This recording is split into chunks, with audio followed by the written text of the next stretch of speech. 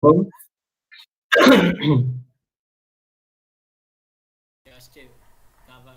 Gente, vocês estão me Talvez ouvindo você. agora? É, melhor. Gente, me desculpa aí. É a primeira live que a gente tá fazendo, tudo isso é muito novo. Enfim, eu acho que vou começar, né, fazer essa introdução, finge que não aconteceu essa gafe. Enfim, sejam bem-vindos ao Kraton Talk pela segunda vez. Meu nome é Juliana, eu sou a diretora de marketing da Kraton e é com muito orgulho que eu tô aqui hoje representando a empresa. É a empresa júnior de geologia da Universidade de Brasília e nossa missão é ser a melhor empresa de geologia para o Brasil. Cada passo que tomamos é pensando em tornar essa missão realidade. E por isso, a proposta de abordar a geologia na visão de especialistas de maneira gratuita para estar aqui hoje, estreando o Kraton Talk, mostra que a gente está no caminho certo. E antes eu gostaria de agradecer a presença de todos que estão nos assistindo e dizer que durante a live, quando for surgir dúvidas, vocês podem deixar no chat que depois a gente vai responder, beleza? De antemão, eu quero deixar claro que isso não seria possível sem os nossos convidados que acreditaram no nosso propósito, em especial o Maurício, que nos deu apoio desde o começo desse projeto e que, portanto, nos honra aqui hoje com sua presença para abrir o Kraton Talk. Uma aqui mesmo na UNB, mestre em saneamento, meio ambiente, recursos hídricos, especialista em engenharia sanitária e tecnologia ambiental pela UFMG. Ele também é fundador da Antropoceno, que é uma empresa de geologia e meio ambiente parceira nossa. E ele é PUC Minas, IETEC e UFV. Então, sem mais delongas, eu vou deixar aqui vocês ficarem por conta do Maurício, que ele vai tocar a continuação do evento, beleza? e aí, gente, tudo bem? Como é que vai? Conforme a Juliana falou, meu nome é Maurício, sou geólogo formado pela Universidade. E hoje a gente está aqui com essa missão de trazer a vocês um bate-papo, né, sobre questões ligadas à geologia. A Crato é uma empresa com a qual eu já tenho um relacionamento já de bastante tempo, e o meu objetivo é somar junto com a Crato, levar valores relacionados às questões gerenciais, às questões técnicas, de forma a tornar essa empresa dentro do objetivo dela de ser uma empresa para o Brasil, a melhor empresa de geologia para o Brasil. E a ideia de fazer o Kraton Talks foi um projeto recente, né? E, portanto, a gente é normal de ter alguns problemas técnicos. Eu espero contar com a colaboração e com a compreensão de todos, caso venham a acontecer de novo. E hoje eu vim trazer para vocês abordar questões relacionadas à mineração e os potenciais impactos ao meio ambiente, principalmente no que diz respeito aos sistemas de deposição de rejeitos. Então, essa que vai ser demonstrada hoje através desse canal, ela tem como propósito apresentar um documento, desculpa, que foi apresentado na PUC Minas, no evento chamado Cibragel, que é o Simpósio Brasileiro de Geotecnia. Foi também um bate-papo que a gente trouxe e muito do que vai ser apresentado agora vai ser uma pitada de um curso que, inclusive, foi aprovado agora recentemente pelo 50º Brasileiro de Geologia. As datas, se não me engano, elas permanecem as mesmas e vocês podem acessar os sites também, que eu vou estar lá presente para apresentar um mini curso para vocês, tá bom? Mas sejam todos bem-vindos, espero que vocês aproveitem bastante e, conforme a Juliana falou, ao final a gente vai abrir um espaço para responder as perguntas de vocês. Vamos lá, Juliana?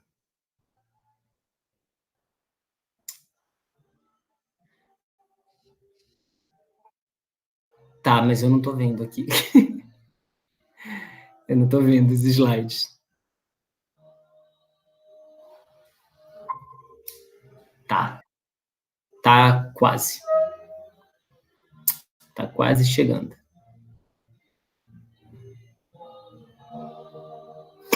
Bom, então vamos lá, gente. O nosso bate-papo vai ser, portanto, relacionado aos desafios do gerenciamento de áreas contaminadas pela mineração e, conforme eu falei, eu vou trazer uma apresentação que foi incluída no Cibragel da PUC Minas em 2019. Então vamos lá. Quando a gente fala sobre a mineração, pode passar, Juliana. Quando a gente fala sobre mineração, especialmente no que diz respeito aos sistemas de disposição de rejeitos, lógico que a primeira coisa que nos vem à cabeça dos rompimentos que nós observamos, especialmente no estado de Minas Gerais. Então, a gente vai discutir um pouco do que a gente diz da abordagem de um modelo conceitual de exposição. Ou seja, toda vez que você considera um estudo de uma área contaminada, a primeira coisa que você tem que ter em mente é a avaliação do risco. O risco, para ela ser propriamente um primeiro passo que vai te orientar na tomada da sua decisão, você tem que propor também uma abordagem sobre a fonte de contaminação, o caminho de exposição e os receptores. Ou seja, para a gente ter o risco associado a uma exposição a uma área contaminada, você precisa ter esses 3 elementos. Primeiro, uma fonte primária, uma fonte secundária, posteriormente a gente pode tratar desse assunto, os mecanismos de transporte que, portanto, levam esse contaminante ao contato num terceiro aspecto, que é exatamente o receptor. Se nós eliminamos qualquer um desses, você elimina o risco, tirando a fonte, tirando o caminho de exposição e tirando o receptor. A exemplo do que a gente tem para a pirâmide do fogo, onde a gente tem comburente, combustível e a ignição. Então, vamos lá. Pode passar, Juliana.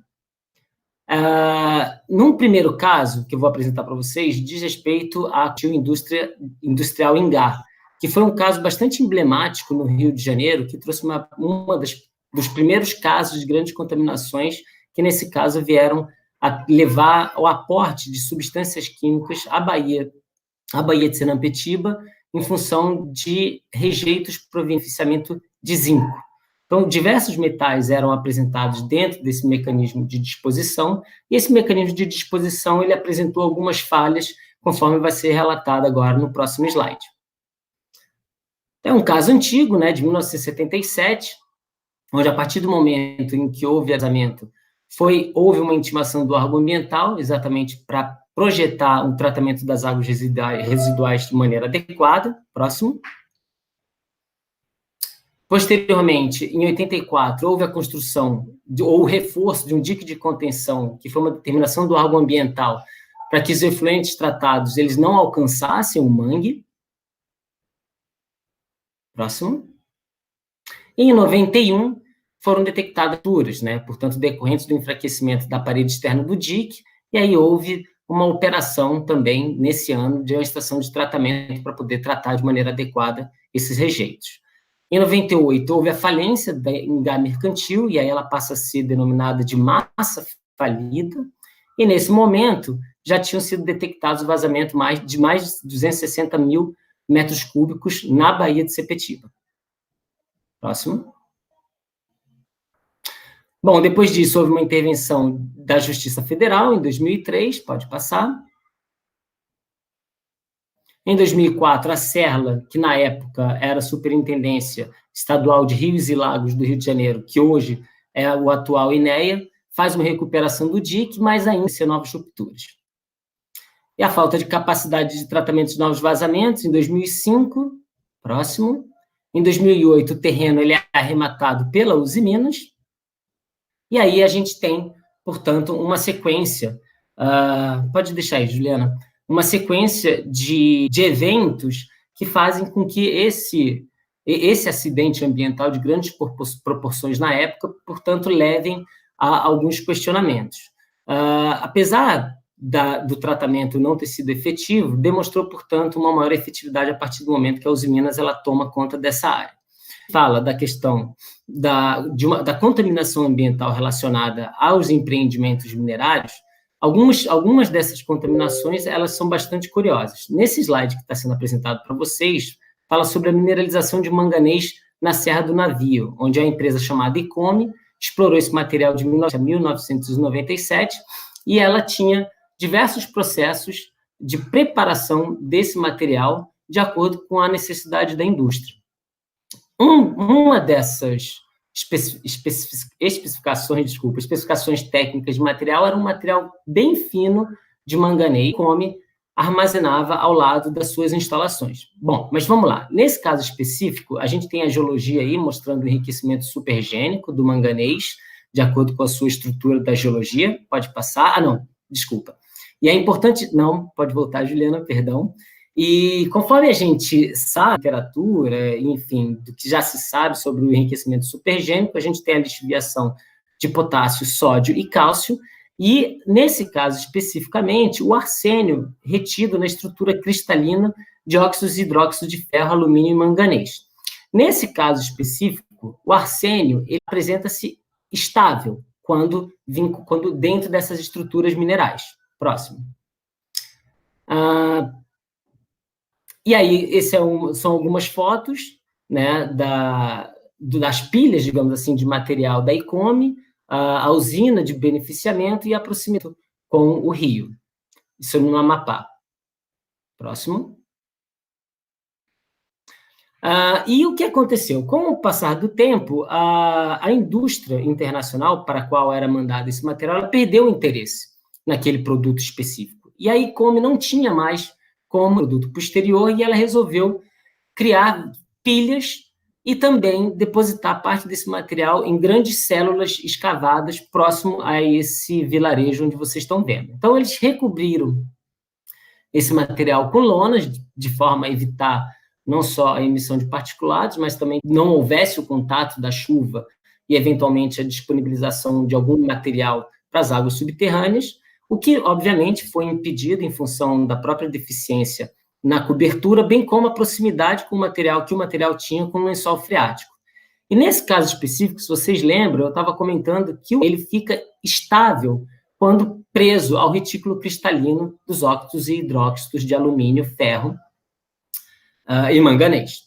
Acontece que o processo de beneficiamento com o processo de sinterização que você tem para beneficiar esse material fez com que essa estrutura cristalina rompida.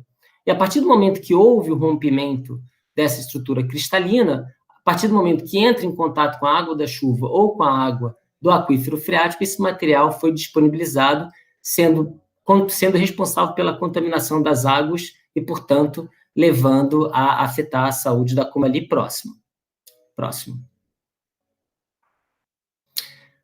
Nesse outro exemplo, nós temos o chumbo no Vale do Ribeira, uma mineradora chamada Plumbum, que durante décadas também explorou esse material na região. E esse material ele traz uma analogia à disponibilidade do arsênio também, nesse caso do chumbo, ao ambiente, em função do tratamento. Acontece, no próximo, pode passar.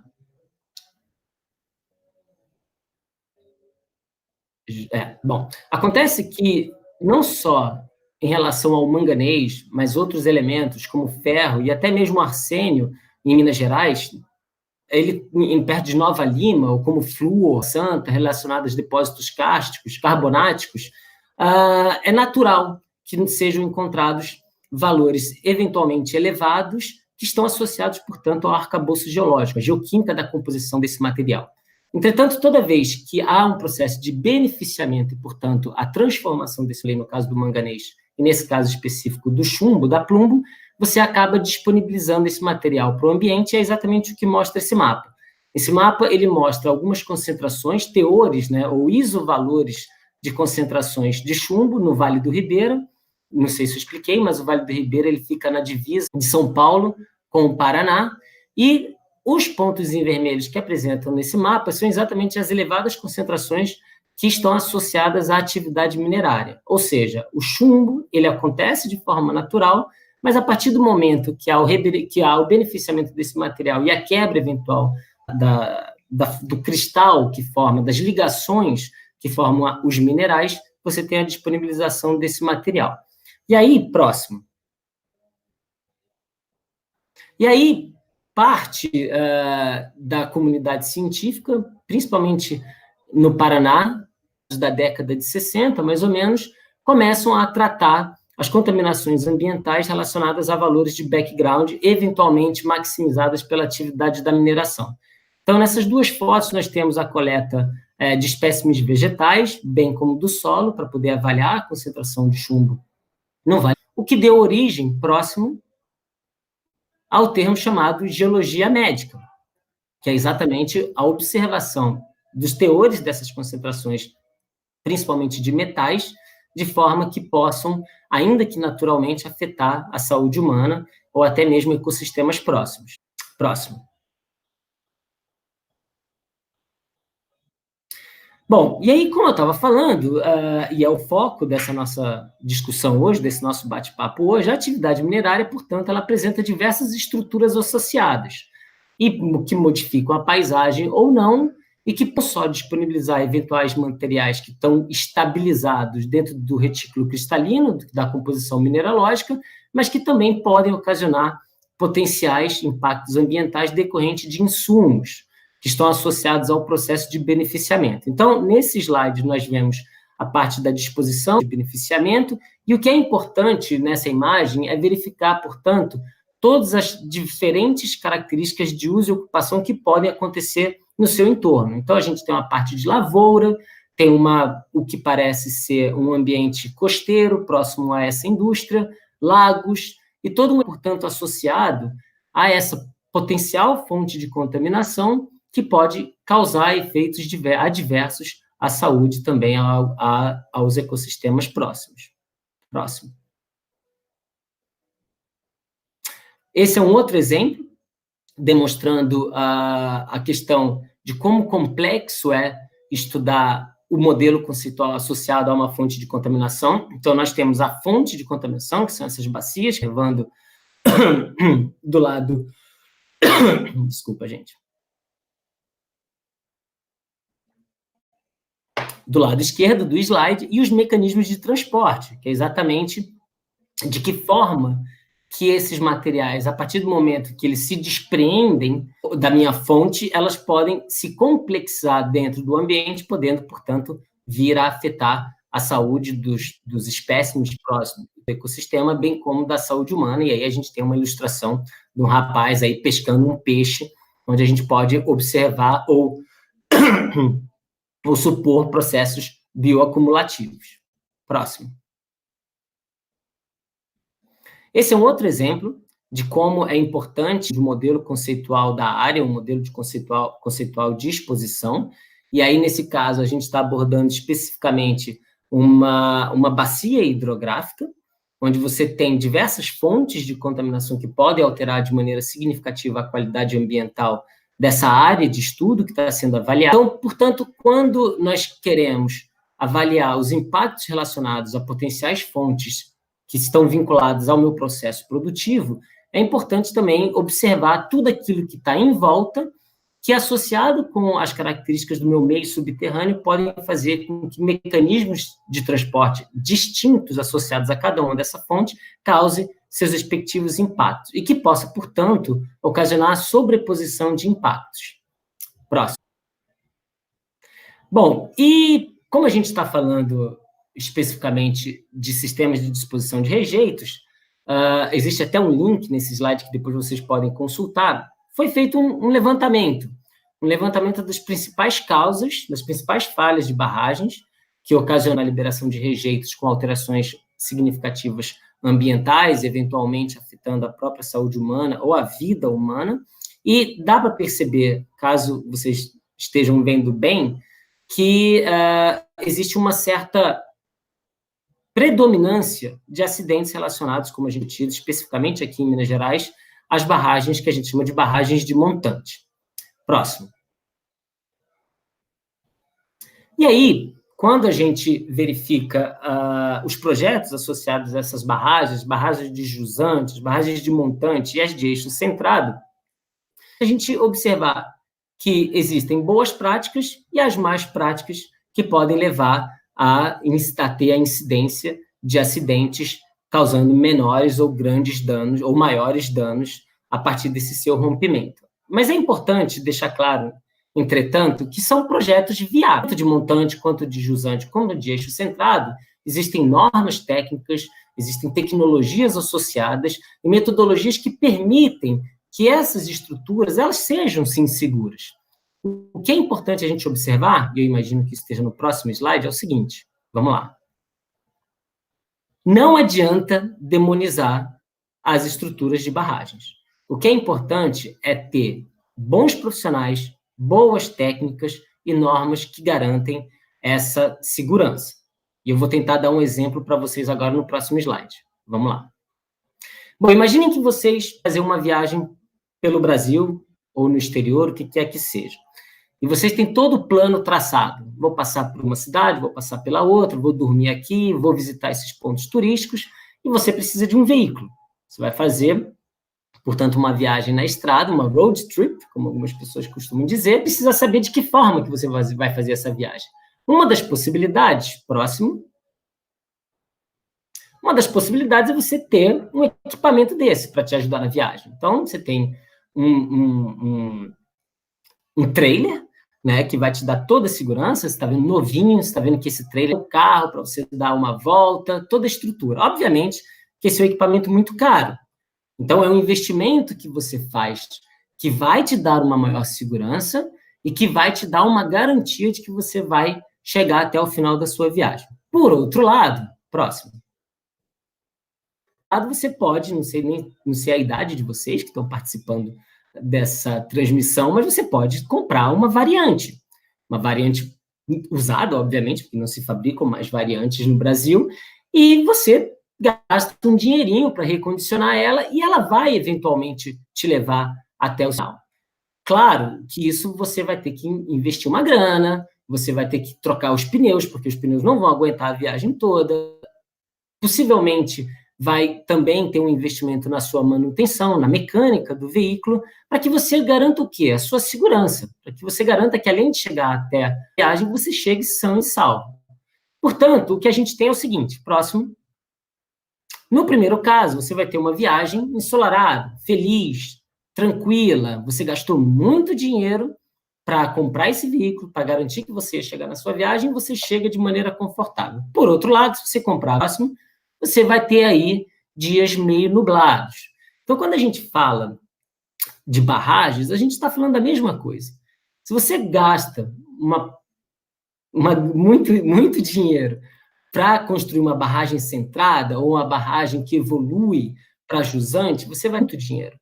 Entretanto, essas duas estruturas elas vão exigir de você um menor esforço no que diz respeito à manutenção, um menor esforço no que diz respeito, eventualmente, ao monitoramento da estabilidade geotécnica dessa estrutura, bem como de outras características que estão associadas a outras instalações que complementam esse barramento e que tem como resultado final o conjunto que é o sistema de disposição de rejeitos. Se você opta por construir uma barragem de montante, esse material essa construção vai ser mais barata, apesar da própria característica construtiva, só que você vai ter que ter um pouco mais de atenção, você vai ter que ter um pouco mais de dinheiro, você vai ter que investir mais dinheiro no monitoramento dessa estrutura, exatamente para que você consiga, dentro dos anos que foram previstos no funcionamento do seu empreendimento minerário, chegar até o término, provavelmente exaurido o seu depósito, sem que tenha ocasionado eventuais transtornos em função dessa característica construtiva que você optou por ser mais barata. Você optar por construir, portanto, uma barragem de avanço de montante, não é necessariamente dizer que você vai ter um acidente, mas vai exigir controle dessa estrutura. Próximo.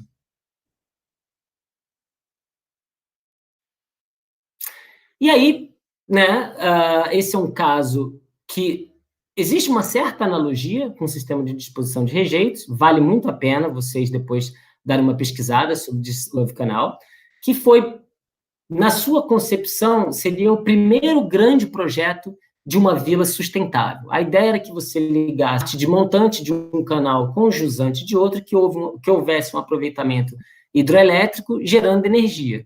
Infelizmente, com a invenção da corrente alternada, não houve mais a necessidade de você ter a proximidade com a sua fonte de geração de energia.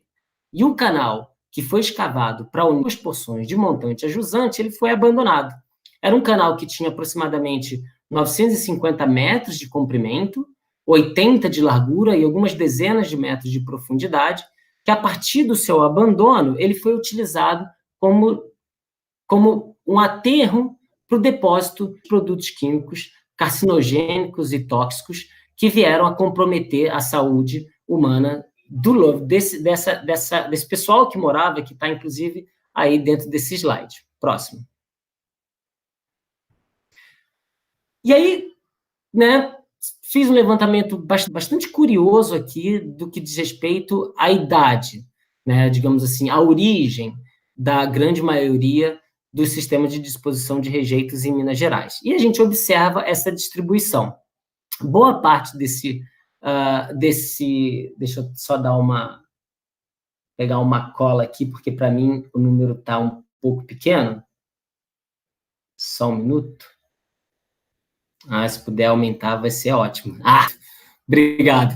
Então, a gente tem aí 41 na década de 80, e depois algumas na década de 70, 60, 50, um número considerável, e esses números vão diminuindo à medida que os anos passam. Então, há, obviamente, uma questão tecnológica, uma questão metodológica associada à construção dessas barragens, que eventualmente podem ser questionadas. Afinal de contas, o nosso conhecimento tecnológico, o conhecimento científico, não só para o sistema de disposição, mas qualquer outra coisa que esteja dentro da nossa sociedade moderna, ela evolui, nos tornando mais aptos, eventualmente, a acompanhar e, de certa forma, como é que eu posso dizer, conviver com os riscos associados a essas questões que estão, portanto, associadas à nossa sociedade moderna. Próximo. E aí, quando a gente, não sei se alguns de vocês ainda de visitar um sistema de disposição de rejeitos, uma barragem de rejeitos, a gente está vendo aí um material disposto, o barramento, né, algumas estruturas que fazem parte do funcionamento. E, bom, portanto, quando a gente verifica os impactos ambientais provenientes das operações desses sistemas de disposição de rejeitos e até mesmo de eventuais rompimentos que possam estar associados, obviamente que a primeira coisa que a gente questiona é a característica do material que está sendo disposto. Não só o próprio, seja ele de qualquer característica que seja da planta de beneficiamento, mas também os outros elementos que fazem parte da rocha encaixante, do material que é extraído junto com o minério que quer ser explorado e que vai, portanto, compor o rejeito dessas barragens. Pode ter cobre, pode ter níquel, zinco, e no caso do ouro, você vai ter o ouro e, eventualmente, a depender da característica de beneficiamento desse material, vai ter elementos como mercúrio. Você pode também ter arsênio associado a esse material, a esse tipo de disposição. Portanto, quando a gente verifica essas condições que tendem, portanto, a ofertar um risco de todo esse material que é armazenado no sistema de rejeito, a gente também pode, eventualmente, contar com a presença de outras substâncias que, de certa forma, não estavam previstas, mas que poderiam fazer parte da disposição dentro desse material de maneira inadequada. Vamos pegar, por exemplo, barragens antigas de mineração, como aquelas que foram distribuídas dentro daquele exemplo, como se fosse um histograma da disposição, não um histograma, que é de frequência, mas a distribuição de algumas barragens que foram construídas naquelas décadas que estão apresentadas naquele gráfico. É possível inferir, ou é possível aceitar que, eventualmente, esses grandes buracos que são observados durante a operação e durante a ampliação de uma atividade de mineração também possam ser alvo da disposição de outras substâncias, de outros... Pode ir passando, Juliana, agora. Sucata metálica, tambores com produtos químicos, lançamento de efluentes, remédios, animais, enfim, qualquer sorte de material naquele buraco e não havendo nenhum controle, também podem fazer parte da composição desse rejeito. Significa, portanto, próximo, que além da preocupação com a característica do material que é armazenado nesses sistemas de disposição de rejeitos, conforme eu falei, dentro de toda outra estrutura que compõe a atividade da mineração e do beneficiamento, bem como outros materiais que fazem parte, como, por exemplo, combustíveis para abastecimento das máquinas, solventes, desengraxantes, tudo aquilo que é inerente a uma atividade industrial, também pode compor uma gama de substâncias químicas de interesse que venham, eventualmente, a comprometer a qualidade do solo, das águas subterrâneas e, consequentemente, representar de certa sorte, um potencial aos ecossistemas. Então, a gente pode ter resíduos nucleares, próximo, a gente pode ter resíduos de maquinários, né, associados ao funcionamento desses maquinários, combustíveis, que fazem parte também dessa operação, próximo, materiais biológicos, eventualmente, se você for, né, apresentando esse slide, a gente pode ter associado à própria atividade minerária, a cadeia produtiva e de outras atividades secundárias que também a compõem, eventuais resíduos nucleares, resíduos associados à manutenção dos maquinários, combustíveis, desengraxantes, lubrificantes, solventes, resíduos, eventualmente, exposição ao lançamento, eventualmente inadequado, de efluentes industriais e outros produtos químicos que possam fazer parte dessa cadeia produtiva, bem como do próprio beneficiamento do minério. Então, quando a gente observa esse cenário de uma maneira geral, num primeiro momento, dando uma maior ao sistema de disposição de rejeitos, fica claro que a gente tem que observar de maneira bem cautelosa e detalhada. A gente está falando desde o início dessa apresentação que são elementos que vão compor o nosso modelo conceitual da área, o modelo conceitual de exposição. Ou seja, dentro de uma atividade minerária, quais são as fontes que podem vir a causar algum impacto ambiental, caso de maneira inadequada, ou caso sejam associados a algum acidente que leve ao vazamento desse produto em contato com o solo e, portanto, a partir de processos de solubilização, lixiviação, também o comprometimento da qualidade das águas de uma maneira geral, águas superficiais ou águas subterrâneas.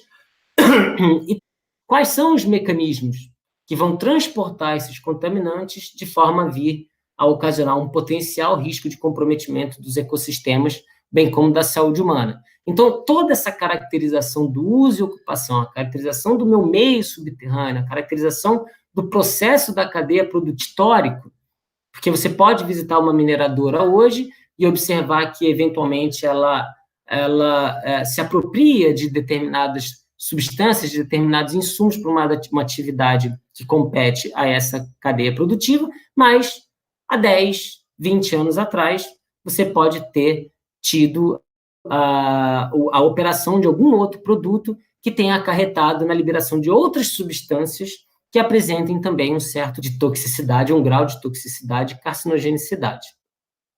Então, a gente está falando de modelo conceitual para quê? Para risco. O que a gente está querendo avaliar, no final das contas, é todos os riscos que estão associados de maneira potencial ou efetiva a uma determinada atividade, seja ela mineral ou qualquer outra atividade industrial, portanto, sujeita ao licenciamento. E aí, nesse caso, próximo.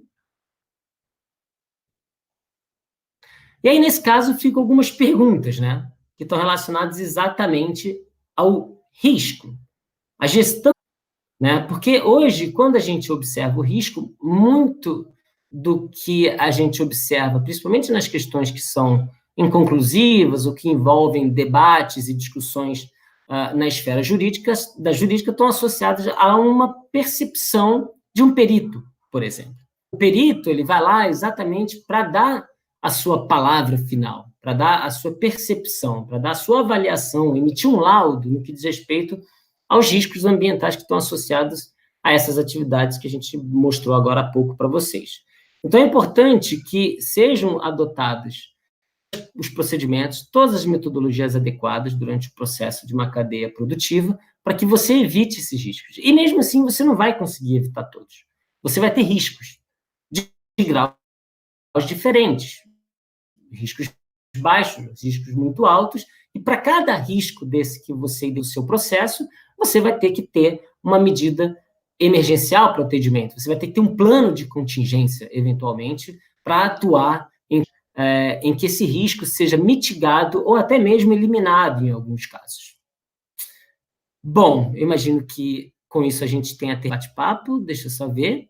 E é isso, gente. A ideia desse bate-papo hoje aqui, de trazer um pouco dos riscos ambientais à atividade minerária, ele não se restringe, conforme eu falei, apenas à atividade minerária. Esse tema ele foi, de certa forma, escolhido, conforme eu falei, até porque ele vai ser alvo de um mini curso que vai ser apresentado, conforme eu falei, no 50º Congresso Brasileiro de Geologia, que vai acontecer em Brasília. E com isso também, eu acho que fica claro o objetivo dessa parceria, né? Eu, como geólogo, propus a participar da Craton como consultor associado. A ideia é levar até a Craton a da ampliação do seu escopo, de forma que a Craton, hoje, ela encontra-se totalmente apta a trabalhar com gerenciamento de áreas contaminadas de qualquer atividade industrial para qualquer tipo de abordagem que seja necessário. Esse é o nosso objetivo. Trazer até vocês uma empresa que está em franco crescimento, acho que é assim que se diz, com pessoas incríveis, uma equipe altamente competente e que está mostrando para todo mundo aqui que veio com esse Craton Talks, que é uma iniciativa fantástica.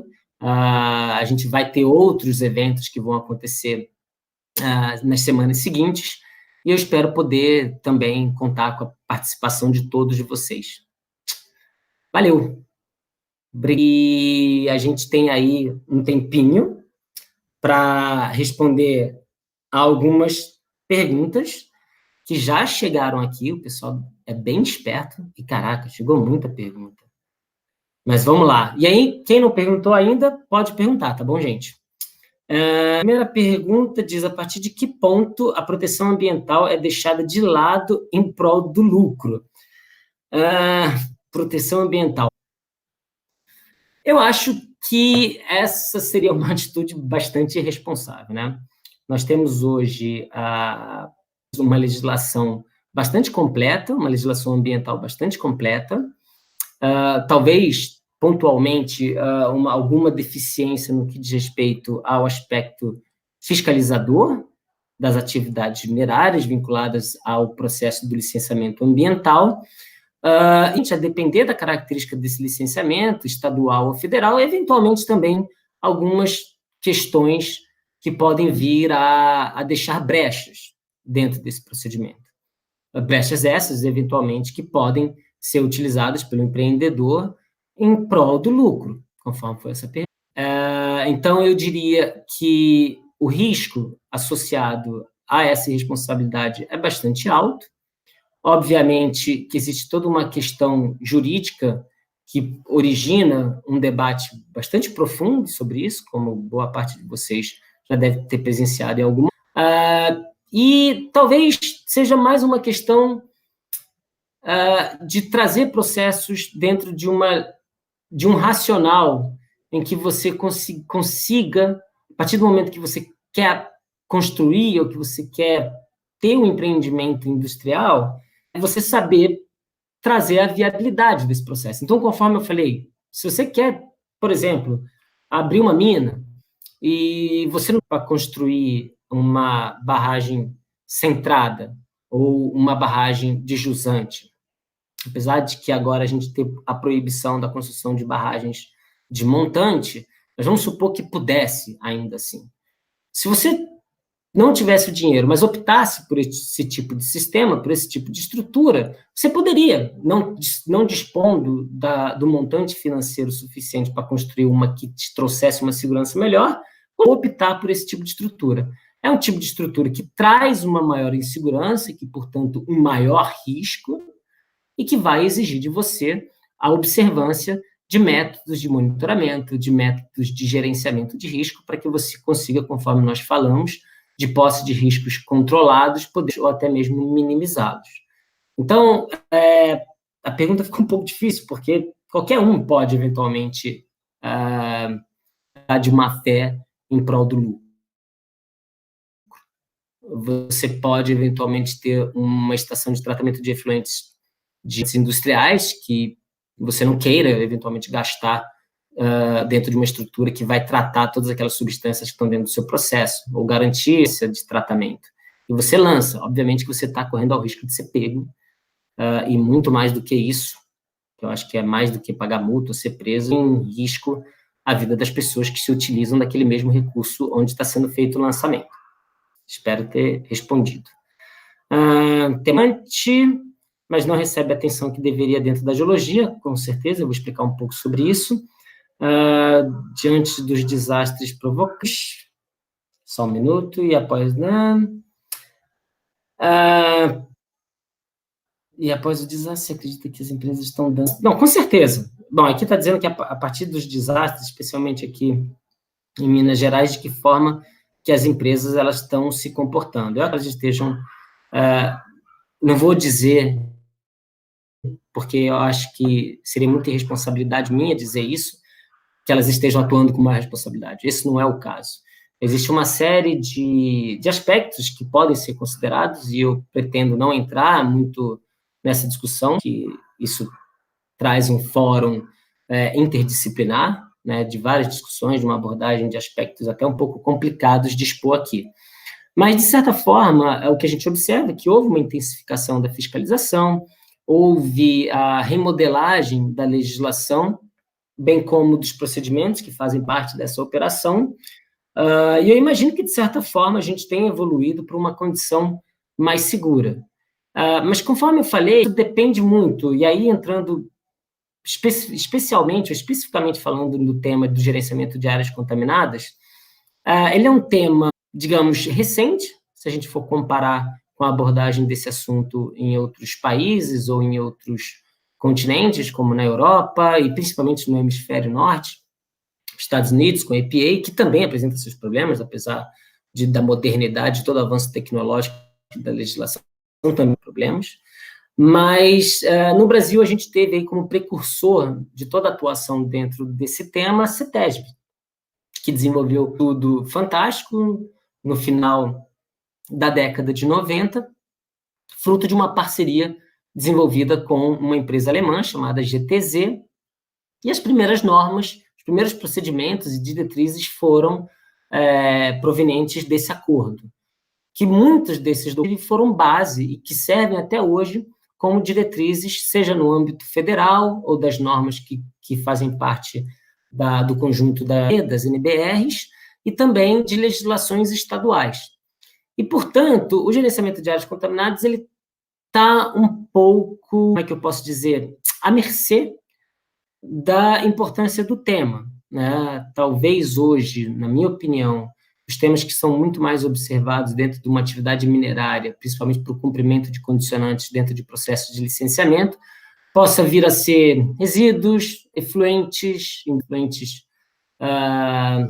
emissões atmosféricas, ruídos, enfim, temas que, por si só, representam riscos de contaminação ambiental e que, portanto, a área contaminada está relacionada a esse tipo de atividade, mas o gerenciamento em si de áreas contaminadas ainda é algo pouco explorado dentro dos estados.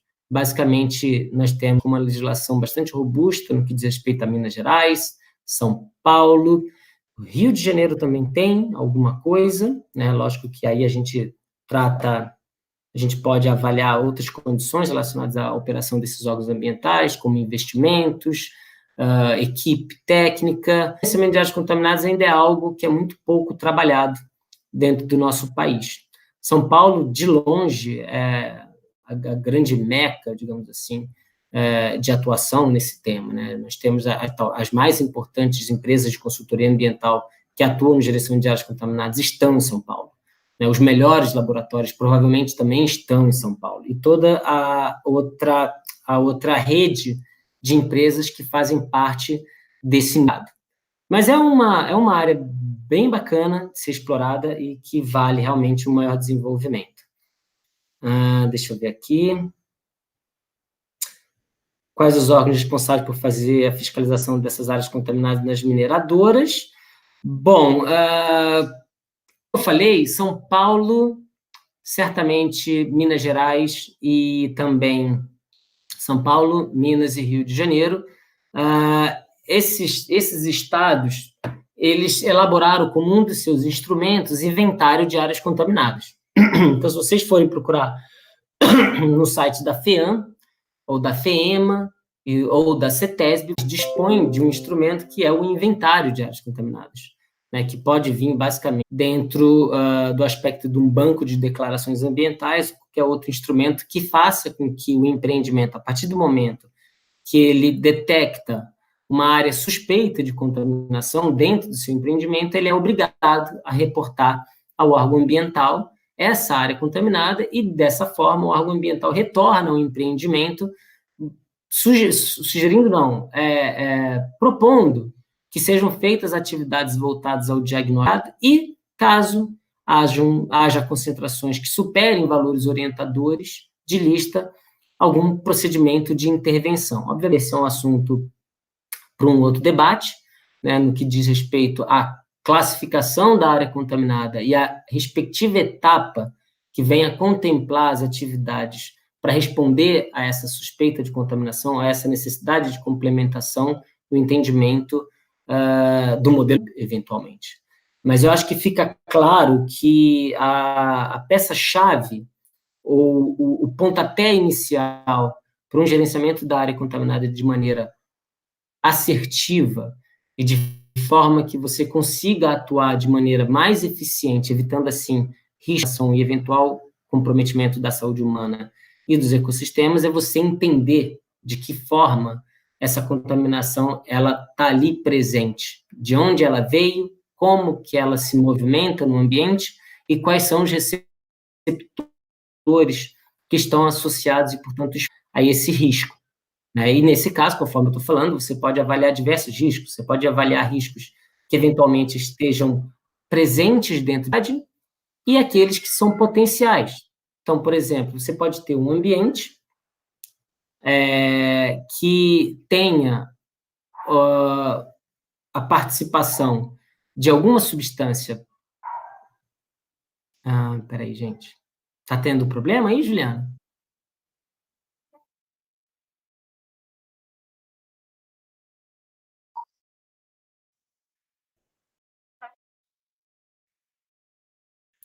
Tá, eu espero, talvez ao término, a gente vai ter o link, né, no YouTube, e aí as pessoas que quiserem depois acessar esse material e ter aí a possibilidade de observar tudo o que aconteceu na íntegra também.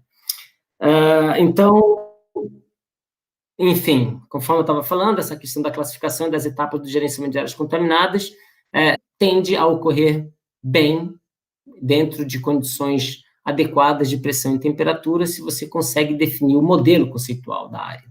Portanto, identificar a sua fonte, identificar os mecanismos de transporte responsáveis pela dispersão desse contaminante e os seus receptores. E o que eu ia falar, agora lembrei, que você encontre um risco associado a um cenário hipotético, ele é válido, até mesmo para que você crie restrições dentro de uma comunidade, por exemplo. Então, se eu detecto que há o risco de ingestão das águas subterrâneas em função da concentração de qualquer substância que ali tenha sido avaliada, eu posso ou interromper o abastecimento de água dessa comunidade, caso ela já faça uso das águas subterrâneas, ou simplesmente orientar essa comunidade de forma que ela não venha a se utilizar dessas águas, haja visto que as concentrações ainda apresentam condições de algum dano ambiental ou à saúde humana.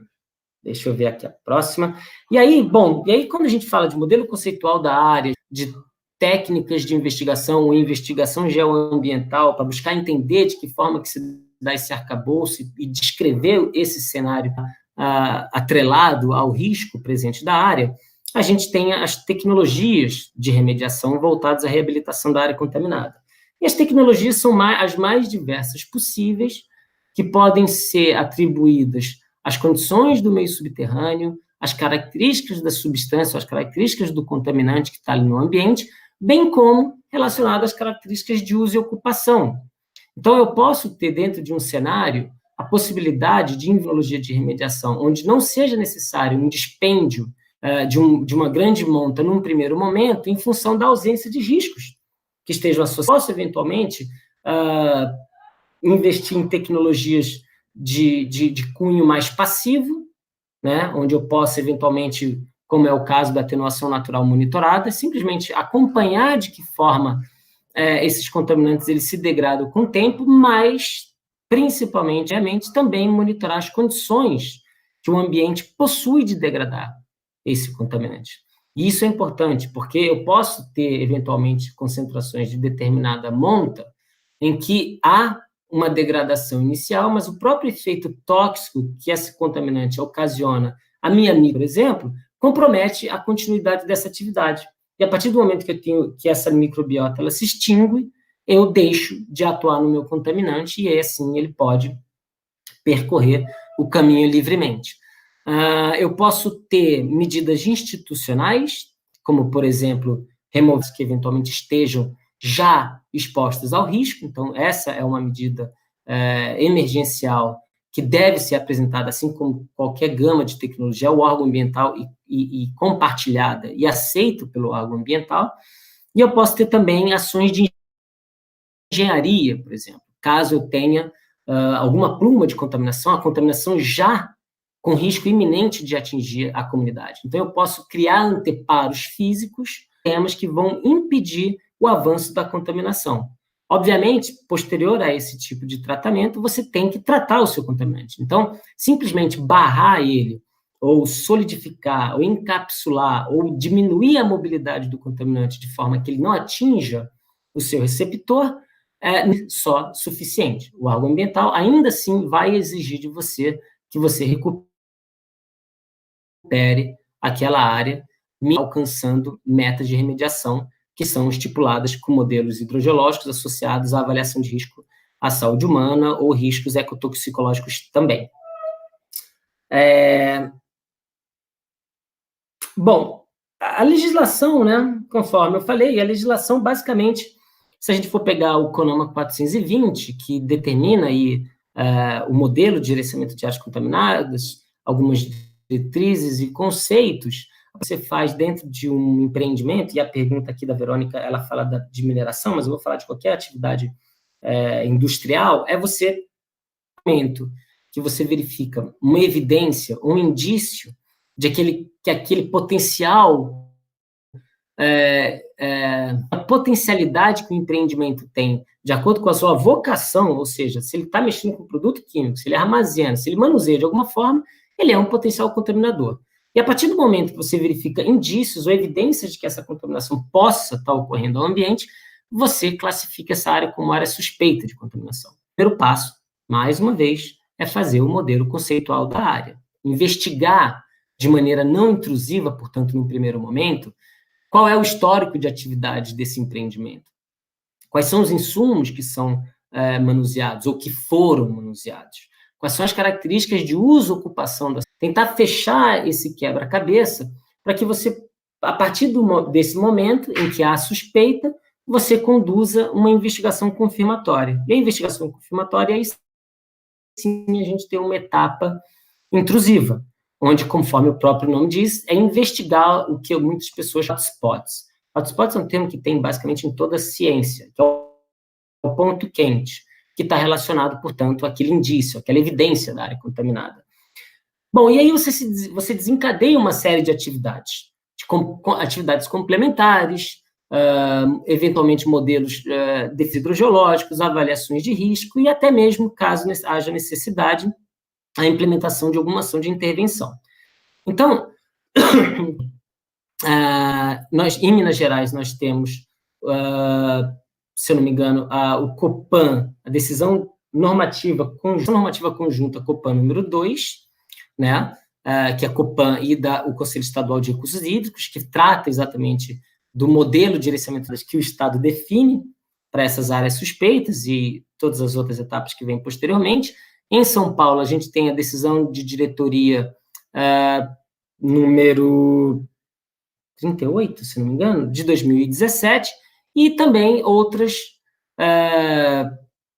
normas, outras leis que posicionam o empreendimento no que diz respeito à sua postura para conduzir as atividades de acordo com a classificação da sua área contaminada. Inclusive, no estado de São Paulo, essa classificação da área contaminada e a etapa correspondente faz até parte, recentemente, da escritura do imóvel, né, até mesmo em função da própria pressão do crescimento imobiliário. Depois a gente pode conversar sobre. Quanto tempo a área permanece contaminada? Também não vou falar mineração, vou falar de uma maneira geral, isso depende. Né, isso depende primeiro do atributo de urgência ou emergência que é dado a essa área contaminada. segunda característica do contaminante e esse arcabouço do meio subterrâneo. Então, você pode ter, por exemplo, em Minas Gerais, você tem uma norma em que você define como prazo máximo para remediação de uma área contaminada 6 anos. Entretanto, esses 6 anos eles podem ser associados. Obviamente, esses 6 anos também pode ser menos, conforme a gente falou, a depender do risco que está associado a essa contaminação. São Paulo também tinha uma... Vamos ver, é provável que ele esteja gravando e que, à medida que a gente vai continuando, ele volte, ele alimenta depois. Vamos torcer para que esteja acontecendo isso, entendeu? A gente está registrando bate-papo e em alguma hora pode ser que dê certo. Mas o que eu estava falando da substância química de interesse, portanto, quais são as premissas básicas para a definição, né? Primeiro, conhecer a natureza do seu empreendimento e os registros de produtos que foram manuseados, de produtos que, de alguma forma, foram utilizados, vêm sendo utilizados, para você saber quais são as substâncias que você vai encaminhar para análises laboratoriais. Entretanto, não são todas as substâncias que você vai encaminhar, vão ser basicamente as substâncias que apresentam algo toxicológico, algum dado carcinogênico.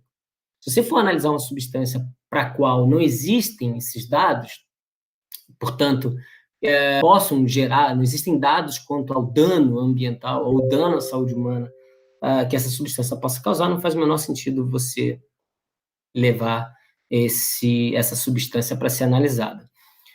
Entretanto, você pode utilizar listas internacionais, comparar as suas concentrações para avaliar a questão se há ou não, portanto, a indicação da necessidade de uma intervenção.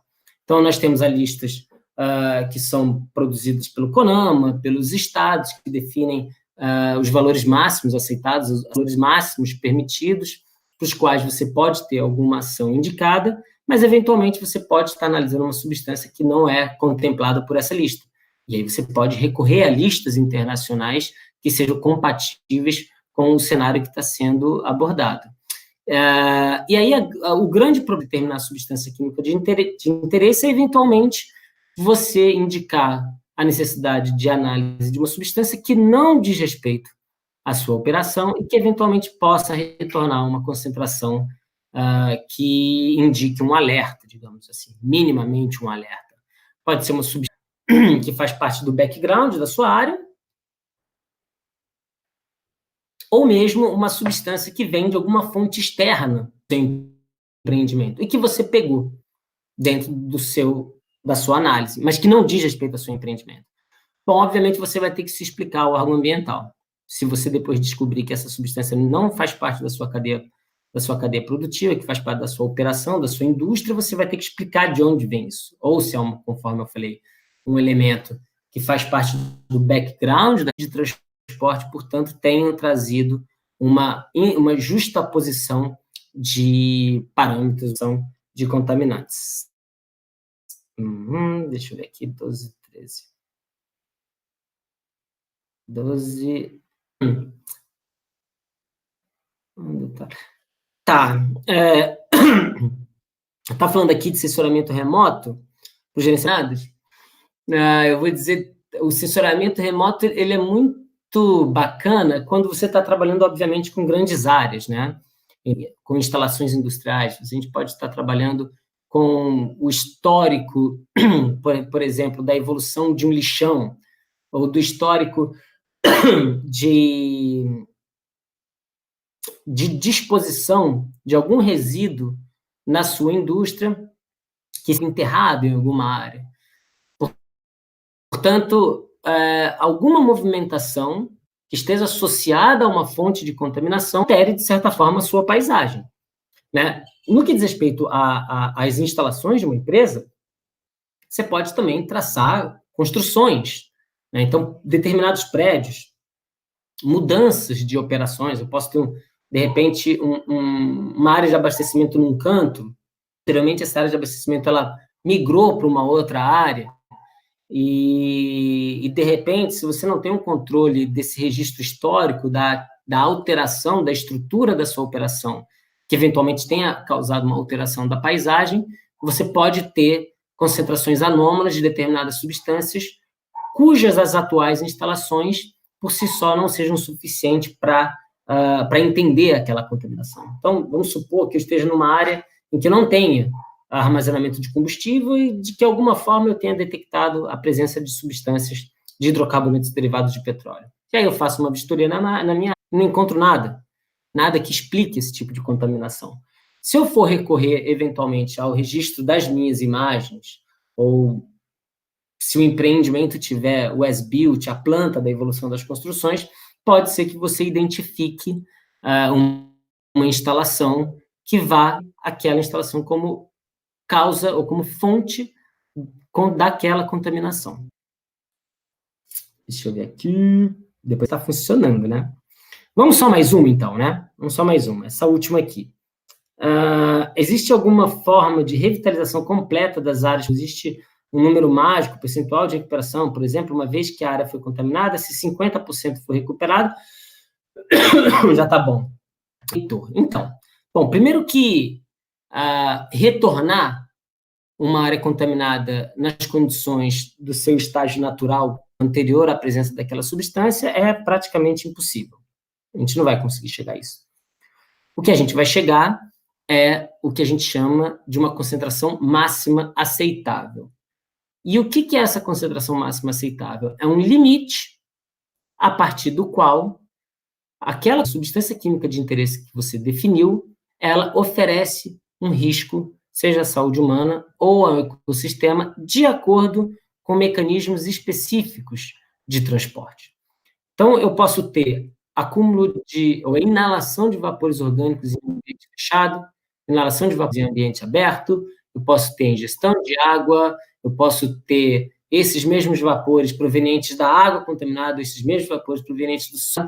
Então, ele define várias concentrações máximas aceitáveis de acordo com cada mecanismo de dispersão, cada mecanismo que pode levar, portanto, em contato ao seu receptor. Então, conforme eu falei, eu posso ter concentrações máximas aceitáveis associadas a cenários hipotéticos ou a cenários reais. Quando há os cenários reais de forma em que o risco já esteja ocorrendo, casar ao seu gerenciamento de áreas contaminadas ações, conforme eu falei, ações institucionais ou ações de engenharia. Mas o número, que não é um número mágico, ele é calculado a partir de softwares de modelamento para avaliação de risco à saúde humana ou riscos ecotoxicológicos. Então, você calcula essas concentrações máximas aceitáveis a partir de softwares que apresentam dentro da sua estrutura dados de input inerentes àquela substância e inerentes também às condições e, portanto, cenários que estão sendo avaliados. E, conforme eu falei, tem que haver dados de toxicológicos ou riscos